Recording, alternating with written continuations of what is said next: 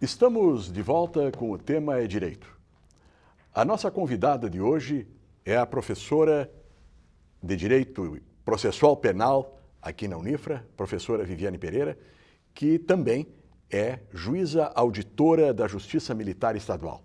Ou seja, é a juíza responsável pelo julgamento dos processos militares da Justiça, da Polícia Militar Estadual do Rio Grande do Sul.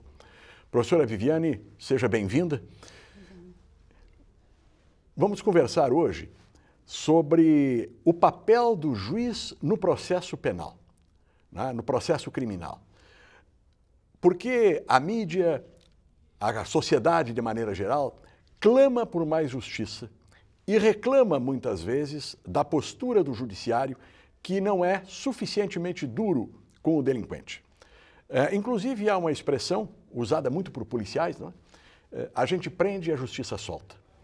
Só que o juiz solta não por ser bonzinho, não é? O juiz solta porque ele está trabalhando dentro de um processo em que tem regras a serem seguidas e é estas regras que ele tem que seguir.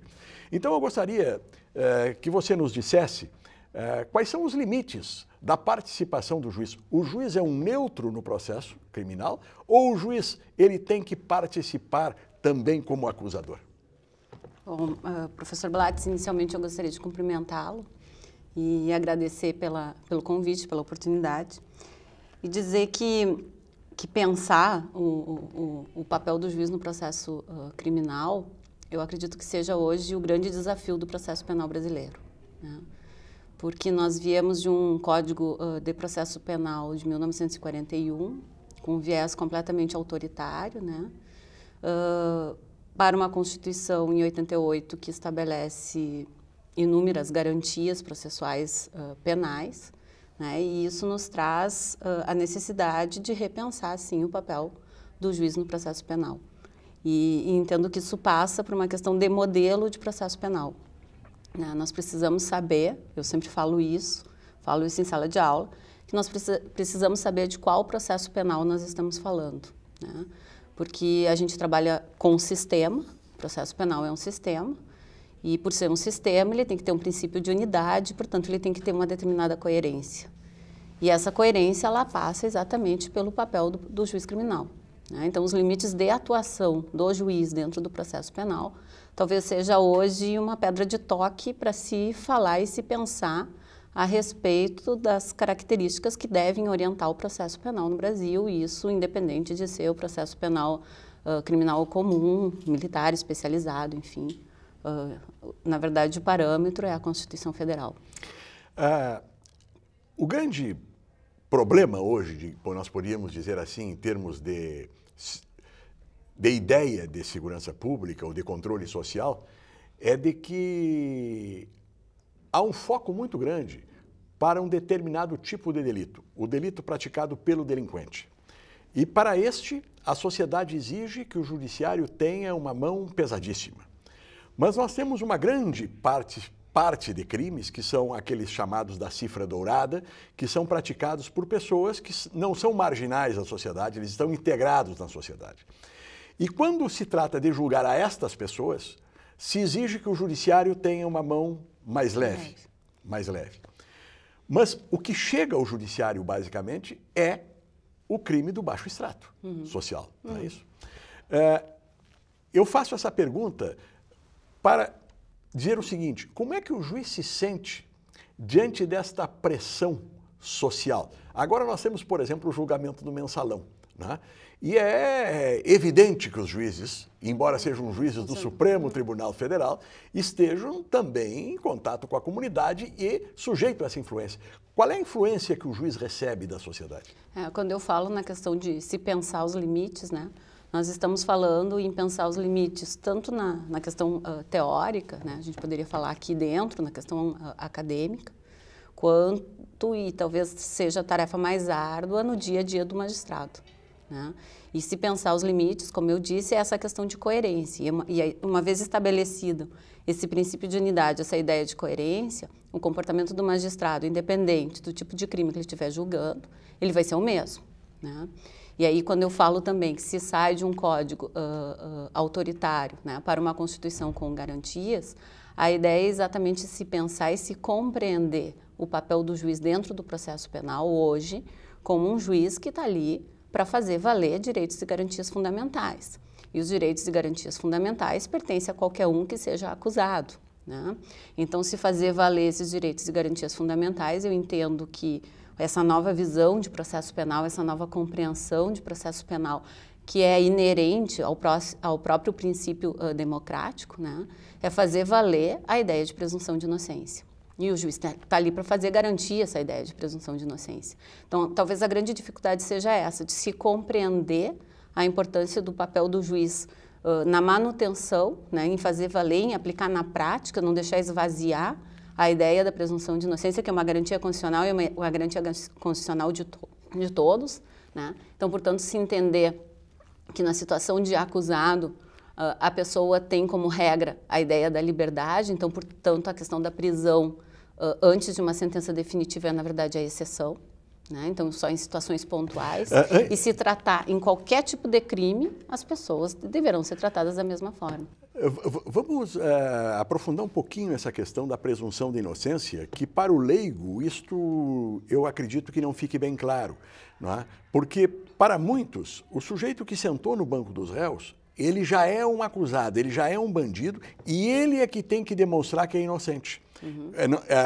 Quando na verdade é o seguinte, não é o réu que prova que é inocente, é a acusação que tem que provar que ele é culpado, não é? E se a acusação não provar, ele vai ser absolvido. E se houver dúvida, também. A dúvida absolve. Né? E agora, então, entrando nessa questão da cautelar, né?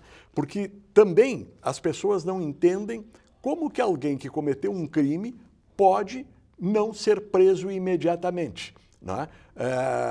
O que o juiz deve levar em conta para determinar uma prisão cautelar, que é uma prisão antes do julgamento? Pois é. Então, a questão da prisão cautelar se mostra como um dos pontos de maior dificuldade, né? Porque quando a gente fala nessa revisão do papel do juiz, isso vai ter dentro do processo penal, em diversos momentos, uma repercussão bastante séria, né? Então, a gente trabalha com isso na questão da gestão da prova, né?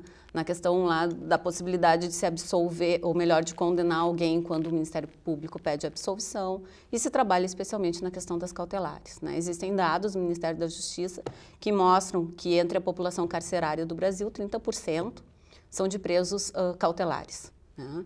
E a gente tem, em 2011, uma lei nova, que é a 12.403, que traz uma nova estrutura cautelar, que há muito já se esperava, né? O projeto de lei era de 2001, e se estabelece uma nova estrutura cautelar, e nessa nova estrutura cautelar se trabalha com a prisão preventiva como última opção, né, que nós chamamos de última ratio.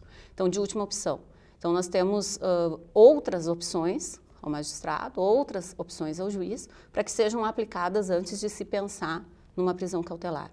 E isso advém exatamente da ideia, né, e reforça a ideia de presunção de inocência. Eu costumo dizer que a presunção de inocência, ela tem 3 faces, né? Ela se apresenta sob 3 faces. Ela é o modelo de processo penal no sentido de um modelo de processo penal acusatório, em que o cidadão tem direitos, né? Ele é um sujeito de direitos, é um processo de partes, não é um objeto da investigação. Ela é uma regra de tratamento, então a pessoa deve ser tratada como inocente até o trânsito em julgado da sentença, isso também vai ter repercussões.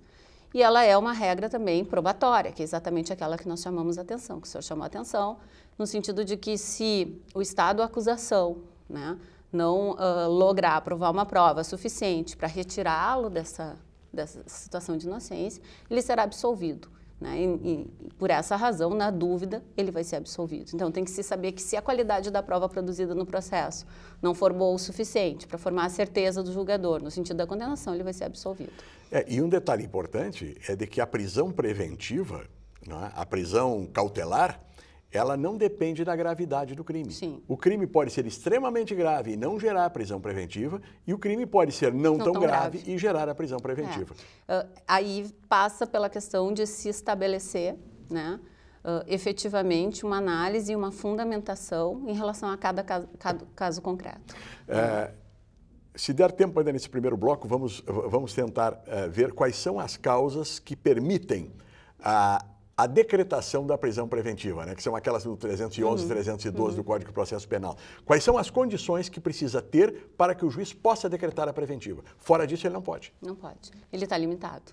Né? Que é a possibilidade de fuga, atrapalhar a investigação, estragar as provas, não ter residência, a ordem pública. A garantia da ordem pública. A garantia da ordem pública, que o Código estabelece uma nova estrutura, né, de decretação da preventiva, colocando a preventiva em última possibilidade, como última possibilidade, estabelecendo inclusive uma questão de pena ali, de 4 anos, né, de pena. Também permitindo, isso seria uma hipótese de admissibilidade numa situação em que a pessoa viesse a descumprir outras medidas que tivessem sido aplicadas anteriormente, também seria uma possibilidade.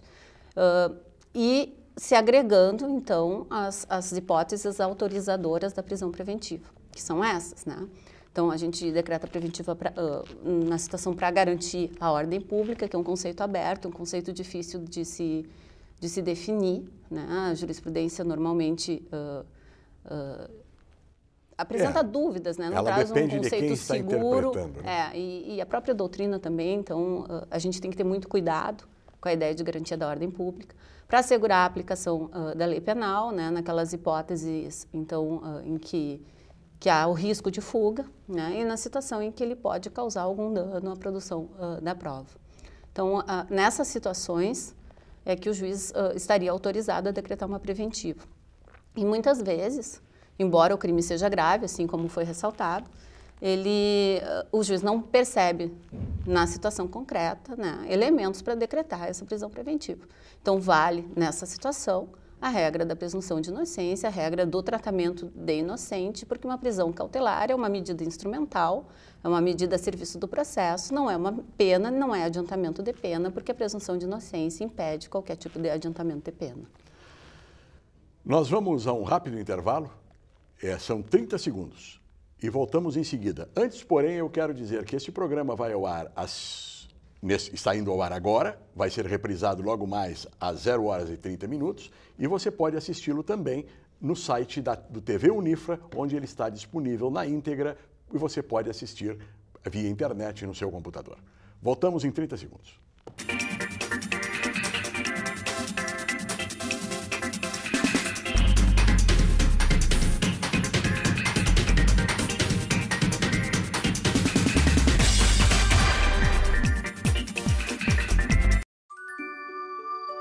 Existe um lugar onde eu me sinto muito feliz, porque eu brinco, dou risada, aprendo coisas novas e tenho um monte de amiguinhos.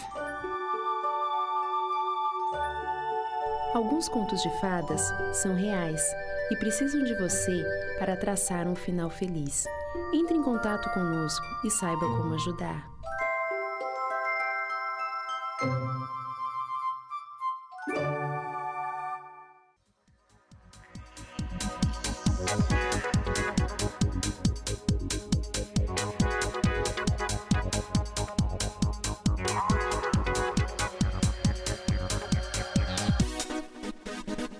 Sonho.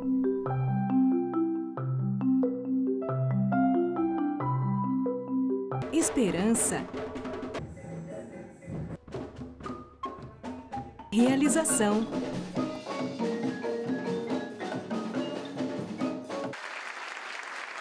Cuíca, promovendo inclusão social através da música, transformando sonhos em realidade.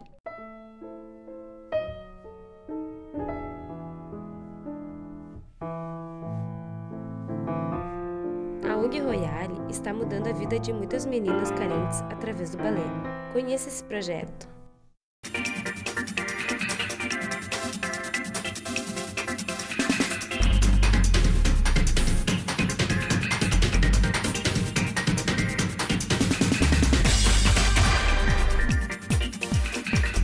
Voltamos com o tema Direito.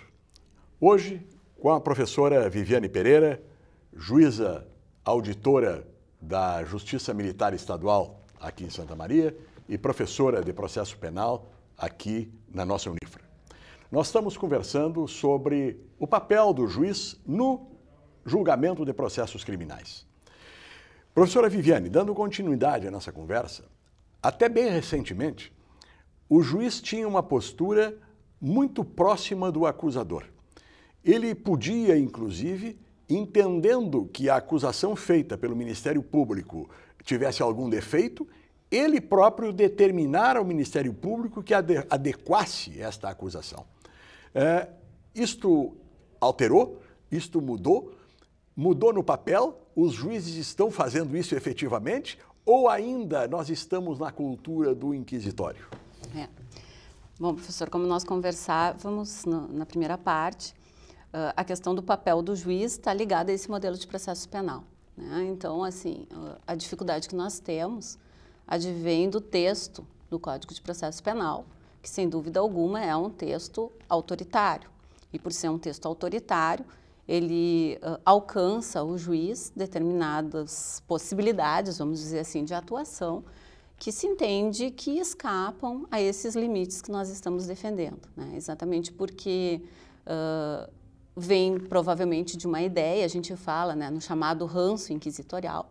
Então, a ideia de um processo no modelo inquisitivo, e esse processo inquisitivo é aquele em que as funções de julgar e de acusar, né, estavam concentradas nas mãos da mesma pessoa, né? Então, se a gente for aí fazer uma incursão histórica, a gente vai concluir, né, que isso vem lá do processo inquisitorial, né, em que o inquisidor tinha em suas mãos concentradas essas possibilidades. E nos países não democráticos, isso ainda é uma realidade, sim, né? Até porque nós temos aí vários autores com os quais nós trabalhamos que defendem essa ideia exatamente, né? Que o viés autoritário ou não do processo penal num determinado Estado está diretamente relacionado com a questão democrática desse Estado, né? E nós não temos dúvida a respeito disso. Então, como eu falei, no momento em que a Constituição de 88 estabelece garantias, né, e além de colocar o réu como sujeito de direitos dentro do processo, criando, portanto, um processo de partes, ela atribui ao Ministério Público a titularidade da ação penal. Isso tem um reflexo enorme, né? Coloca o juiz, na verdade, como julgador, né? Como o fiel da balança. Sim, ele fica distante da acusação. Não pode ajudar a acusação. Não, porque nós temos uma parte, né, com esta atribuição. Então, eu costumo dizer que cada um tem o seu papel muito bem delimitado nessa ideia de processo, e esses limites de atuação, eles devem ser respeitados, né? E, como eu falei, isso tem reflexos. E um deles é esse, que se relaciona à questão da adequação, né, do princípio que correlaciona a acusação com a sentença. Então, a acusação que é ofertada pelo Ministério Público, os limites que são estabelecidos pelo Ministério Público na denúncia, na peça inicial, eles vão ter um reflexo direto em relação à decisão do juiz. Claro que daí isso também vai depender da situação concreta, da análise que nós vamos fazer daquela acusação que foi formulada. Mas a gente poderia dizer que houve, nesse aspecto, uma alteração, sim, na reforma de 2008, né, que o artigo 384, que é o artigo que trata do que a gente vai chamar do instituto que nós conhecemos no direito como mutatio libelli, que é o instituto que trata exatamente desta alteração de acusação, retirou do juiz a possibilidade desta iniciativa, né, atribuindo ao Ministério Público, conforme já se entendia que deveria ser, a necessidade de alterar a denúncia, então de pedir uma nova, vamos dizer assim, classificação. Até não gosto muito dessa expressão, porque eu entendo que essa questão não está relacionada exclusivamente com o tipo penal, mas com a própria descrição da conduta, né? Sobre a descrição da conduta, tem que ser feita pelo Ministério Público. É aí que eu quero chegar. Eu acho que é uma coisa interessante. Porque quando alguém está em julgamento, ele diz assim, o fulano está em julgamento. Não é ele que está em julgamento. É o fato, a conduta que ele praticou. E de maneira geral, é comum as pessoas confundirem o comportamento do réu, a sua índole, com o ato que ele praticou. Então, diz assim, se ele não fez isso, ele fez outra coisa e deveria ser condenado. O juiz não pode ter esta ilação, né? O julgamento é do fato específico. Exatamente. A gente passa aí pela questão do direito penal do fato e direito penal do autor. Exatamente. Né? E isso eu vejo também, novamente, a relação com a ideia de processo, né? De a gente perceber o processo penal como um instrumento, né, cercado de garantias que são alcançadas a todos, que é um processo penal de partes, em que o juiz está limitado, ele não é o todo-poderoso dentro do processo, né? Ele tem que estar ciente dessas limitações, respeitar as limitações da sua atuação, observar qual é o papel que incumbe à acusação, para que a gente garanta que esse processo efetivamente é um processo que está adequado às garantias constitucionais. E nesse aspecto, julgar a conduta, né, o fato praticado, não levando em consideração, vamos dizer assim, a pessoa do acusado. Quando nós falamos juiz, nós falamos no juiz do primeiro grau, o juiz do segundo grau, que são os tribunais de justiça, e inclusive dos ministros dos superiores tribunais, que são o STJ e o STF. Todos são juízes e todos estão sob a égide da mesma regra. Toda norma ela tem um conteúdo ideológico muito grande. O que se nota, me parece, é o seguinte, que a interpretação que é dada ao texto constitucional pelos tribunais superiores, ela é de uma ideologia inquisitória, porque embora a lei diga claramente uma coisa, os tribunais superiores terminam relativizando aquilo que a Constituição diz e interpretando de uma forma que lhe dê direito a ser mais inquisitório do que acusatório. Você concorda com isso? Concordo. Eu acho que a grande dificuldade que nós temos, e eu falava num desafio no início, é exatamente essa questão do paradigma do processo penal, né? De se conseguir afastar a ideia inquisitiva do processo, de se perceber o que significa um processo acusatório, né? E a gente precisa abrir um parêntese, eu falo isso em sala de aula, os acadêmicos aqui da Unifra sabem, né? Quando a gente trabalha a questão dos sistemas processuais, a gente sabe que não existem sistemas puros, né? Que esses sistemas, na verdade, o que eu defendo é a ideia de um sistema com dados essenciais acusatórios. Então, em se identificando quais são esses dados essenciais, isso passa pelo papel do juiz. Claro que em alguns momentos ele vai ter um traço inquisitivo, até porque a gente não pode também inviabilizar a tarefa de punir do Estado, né? Mas a gente enfrenta essa dificuldade na prática, né? E eu posso dizer assim, é difícil para o juiz, isso eu falo por experiência Sim. própria, para o juiz estabelecer esses limites no momento da sua atuação, né? E a gente vem com esse ranço inquisitorial, né? Com essa ideia autoritária de processo. E os limites de se compreender até onde se pode ir, né? E qual é a repercussão dessas garantias constitucionais que o acusado tem, é efetivamente a grande dificuldade do processo penal. E o sistema de julgamento na justiça militar, ele não é o mesmo sistema de julgamento da justiça comum. Mas os problemas enfrentados pelo juiz na justiça militar seriam os mesmos enfrentados pelo juiz da justiça comum? Eu acredito que sim, né? Talvez até mais, de forma mais acentuada, porque nós ainda também trabalhamos com um código que precisa de alterações. A gente tem no Código de Processo Penal comum, embora não se tenha conseguido uma reforma total, mas a gente pelo menos teve uma reforma parcial em 2008, não foi a ideal. Né? O Código de Processo Penal Militar não tem sofrido alterações? Não sofreu nenhuma alteração, né? Ele é de 69. Do período altamente autoritário? Exatamente, autoritário, né? E guardadas todas as peculiaridades do direito militar, a gente precisa, sim, também fazer uma leitura constitucional, e isso é uma tarefa diária que nós enfrentamos. O julgamento na justiça militar, ele ainda é colegiado, né? Em algumas situações. Não são em todas as situações? Não, em todas as situações. A competência hoje ela é dividida entre o juiz monocrático, né, e os conselhos de justiça, que são os juizados colegiados. Os juizados colegiados são para os crimes propriamente militares? Na verdade, assim, nós não podemos fechar a questão dos propriamente militares. Sim. O que a Constituição determinou é que os crimes de competência do juiz singular, então que se julga de forma monocrática, são aqueles que têm como vítima civis. Ah, sim. Civis. Sim. Né? Então, os demais... Então, independente de serem própria ou impropriamente militares, os demais que não tenham como vítima civis, eles são de competência dos conselhos de justiça, que pode ser o permanente ou o especial. Correto. Aí, então, só para as pessoas que não são ligadas ao direito entenderem, e até para acadêmicos de direito entenderem, porque isso realmente é uma questão que normalmente não é debatida nas faculdades, o julgamento na justiça militar desses tipos de crime, ele é presidido, no caso, pelo juiz leigo, e ele é composto por mais 5, né? Mais 4. Mais quatro militares que são de patente igual ou superior àquele que está sendo julgado. Superior. Né? Superior. Só superior? Superior. E só oficiais, né? Oficiais. Quer dizer, mesmo que seja um praça sendo julgado, Sim. os oficiais têm que fazer. E se for um oficial, só poderão participar os superiores. Isso. E a votação começa pelo de menor patente. Exatamente. Né? Para que não sofra influência dos demais. Exatamente. E o juiz... o juiz togado e o juiz concursado.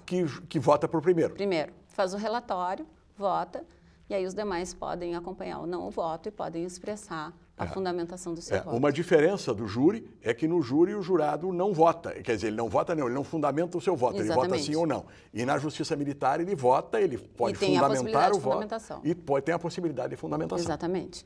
E é importante que se diga, né, que também isso causa muitas vezes alguns equívocos, que a justiça militar ela não está aí para julgar os militares, né, mas sim os crimes militares. Os crimes militares. Né, isso eu gosto sempre de frisar. Que os crimes militares eles são definidos em lei, em hipóteses que são totalmente previstas ali no Código Penal Militar. Quer dizer, basicamente, nós podemos dizer que crime militar é o praticado por militar no exercício da função ou crimes praticados dentro da instituição militar ou crimes de militar contra militar também. Militar contra militar em determinadas situações também. Mas em situação de serviço, né? Também de folga em algumas situações. É. Que ainda comporta alguma discussão, né? Eu me recordo aqui, houve aquele caso do sargento que cometeu um homicídio, mas ali parece que a competência ficou com a Justiça Estadual comum, né? Ficou por um entendimento da STJ, mas nós temos outros casos posteriores com um entendimento diverso. Então, aí é uma questão realmente de interpretação, né? E a gente vai ter um pouquinho de variação assim, na jurisprudência. Na Justiça Militar Estadual, eu acredito que esse sistema de julgamento colegiado, ele tem, digamos assim, eu vejo com melhores olhos, porque hoje é condição para ser oficial da brigada, não é, que seja bacharel em Direito. Exato. Né? Já na Justiça Militar Federal, onde não tem essa exigência, normalmente quem vai integrar o júri, não é o júri, como é que é o conselho, vai integrar o conselho, normalmente não tem conhecimento nenhum de direito, ou se tem é porque é autodidata, mas ele não tem nenhuma formação nesse sentido. Né?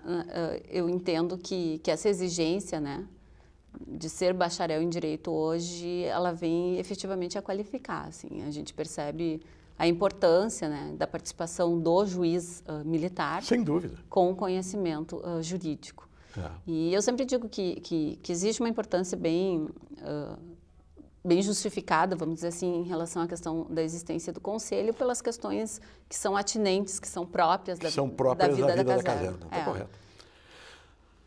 Doutora Viviane Pereira, juíza auditora da Justiça Militar em Santa Maria, minha colega de Direito Processual Penal aqui na Unifra. Foi uma satisfação conversarmos sobre essas questões, que com certeza são da curiosidade, do interesse daquelas pessoas leigas que estão nos assistindo e com muito mais interesse, então, para os estudantes de Direito que sejam da Unifra ou de outras instituições, que estão estudando o processo penal e tiveram essa oportunidade ímpar de ver esta questão fora da sala de aula, com uma visão extremamente prática, assentada em cima de conceitos doutrinários e jurisprudenciais. Muito obrigado, professora Viviane. Professor, eu que agradeço a oportunidade. Nós que agradecemos. Tá? Então, até a próxima segunda-feira, neste mesmo horário. Mas você pode assistir acessando o site da TV Unifra. TV Unifra, e ali clique no O Tema é Direito e você pode assistir integralmente este programa. Até mais.